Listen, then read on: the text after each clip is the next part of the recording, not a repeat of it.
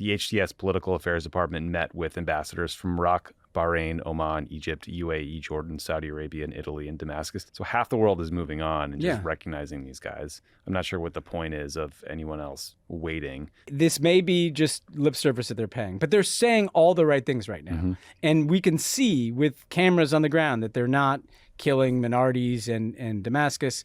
And if we don't allow people a chance to rehabilitate themselves, then we're going to give them no option but to be more extremist or to turn to governments that we don't like for support.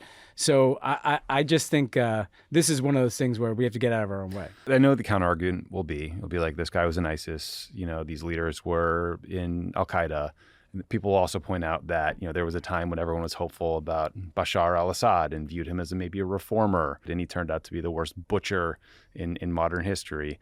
But I'm with you. I think we should err on the side of moving too fast when it comes to sanctions relief, err on the side of moving too fast when it comes to removing the foreign terrorist organization, in part because we could slow down everyone else who are worried about getting sanctioned if they're working with HTS. Exactly. And this reconstruction project in Syria is generational. If NGOs, companies, other governments have to worry about getting punished by the US just for having conversations, that's a huge problem. The Biden administration should be figuring out a high-level contact with HTS immediately. Like Bill Burns should be on a plane to Damascus tomorrow if it's safe enough.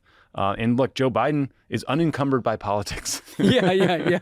No kidding. This is not a problem. He's not running for office again. No, probably not. And also my messaging would be, we're moving fast in Syria because we're going to ice out Russia and Iran and make sure that they lose their foothold in Syria. And also, we want to create the conditions so there's not another civil war and that people can return home from these European capitals where they're refugees. You can say, if you do X, Y, and Z, you're back on the list and all this stuff goes in place immediately.